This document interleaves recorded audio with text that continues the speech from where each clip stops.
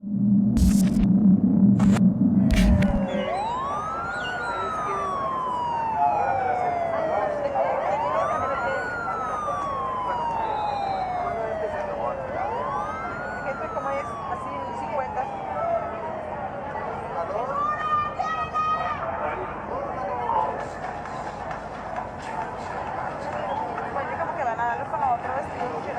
eso no es un globo. Mire, Ivancho, eso no es un globo.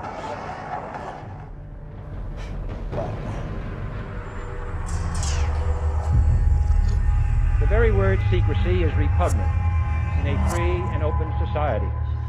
And we are, as a people, inherently and historically opposed to secret societies, to secret oaths, and to secret proceedings. And there is very grave danger. Its preparations are concealed, not published. Its dissenters are silenced, not praised. That I do not intend to permit to the extent that it's in my control. But I am asking your help of informing and alerting the American people. I ain't here to massage you with a fake truth, telling you that Hillary gonna win over and over and over. Then you wake up, you still can't believe it. You know why? Because you was lied to by Google. You was lied to by Mark Zuckerberg. Mark Zuckerberg, you wanna call me now? Do I got the vision, Mark Zuckerberg? Was you wrong? When I said I was $53 million in debt and you didn't call me, was you wrong? You ate dinner. You asked my friend Anthony Schiller to have dinner with me. I told you about Donda. You said you would help, and you didn't. Then you went to look for aliens. Me and Kid Cudi are aliens right here, bro. The vibes is back, and you went to look for aliens. There are many who claim that unofficially, mankind has already made contact with aliens, and not just little microorganism floating around inside a massive alien ocean, but advanced spacefaring civilizations. 25 years ago, we didn't know that planets existed beyond our solar system. Today, we have confirmed the existence of over 3,400 exoplanets that orbit other suns. And we continue to make new discoveries. Understand, first of all, that I'm not a medical doctor. I'm an engineer. And so my part of it was designing the microchip, not interfacing it to the nervous system and this type of thing. But byproducts that came from that were other microchips that began being used in places like Chino Prison. Instead of an lesion in the brain, they were using a microchip for sex offenders and child molesters. Now, folks, this was a progression of things that happened. And as it moved along, the chips became more sophisticated, and at one point they determined that we can't use a flat chip that has to be surgically implanted. This won't work. We got into designing cylindrical architecture, got into designing stacked strata, and building a cylindrical chip. This microchip, in fact, my wife has got one in her purse. It's going to be difficult to pass it around to everybody in here. In some meetings we can do that. Here it would be a little difficult. But this microchip, very small, fits through an eye of a hypodermic needle. Now, right here in Spokane, or in Sacramento, you have been exposed to this in pets and this type of thing. We've been using it for brands. We've been using it for all kinds of things. There's a group called InfoPet down in Los Angeles that claims they can keep track of 1 billion pets to within 10 feet of where they're at. And so these things are here. The reason we're here and sharing with you tonight is that these things are real, folks. And we're moving to the positive identification of the microchip. I'm going to kind of bunch some things together here, but one of the things that happened was we went out, we spent $1.5 million doing some research on places to put the microchip. We had determined this chip has 250,000 components, a little lithium battery built into it, and a charging circuit. It fits through a hypodermic needle, and one of the problems was that you got to recharge this thing. You can't run in and change your battery like you do on your watch once a year, and so they've got to recharge this thing. And so we had a charging circuit built into it, and it was a charging circuit built on temperature change. We spent $1.5 million, between 1.2 and $1.5 million, trying to determine where the places on the body were that the temperature changed the most rapidly.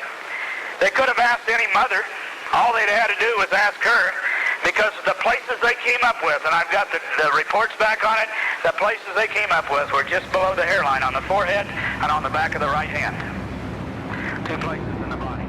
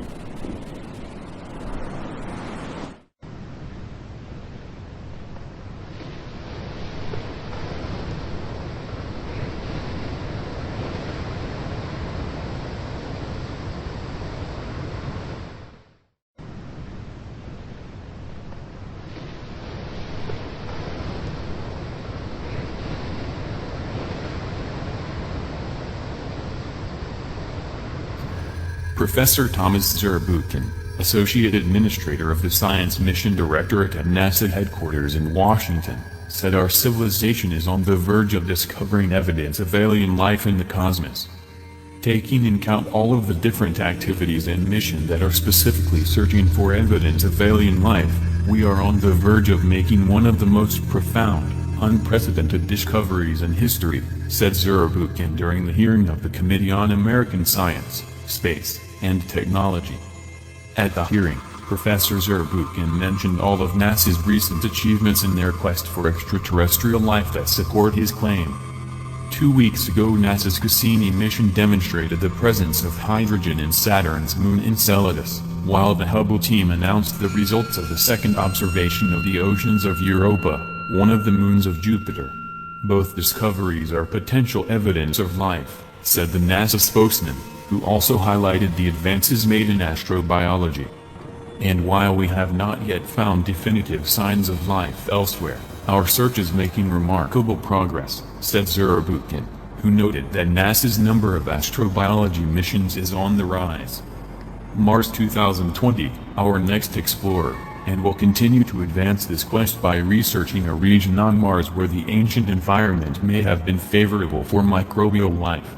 The mission will also look for signs of past life and collect samples that will be brought back to Earth, said Professor Zurbuchen. Zurbuchen also pointed out that to prove the existence of extraterrestrial life requires the cooperation of several scientific disciplines as a whole, such as biology, geology, astronomy, planetary sciences, earth sciences and many others. The NASA Transition Authorization Act of 2017, which President Trump signed into law last month, ensures continued American leadership in astrobiology and the search for life. It establishes the search for life's origin, evolution, distribution, and future in the universe as a fundamental objective for NASA. To accomplish this, the bill directs NASA and the national academies to develop an exoplanet exploration strategy and an astrobiology strategy. While all of this is great news for space explorations and our hopes, officially, to find alien life, there have been some seriously interesting quotes made in the past related to alien life.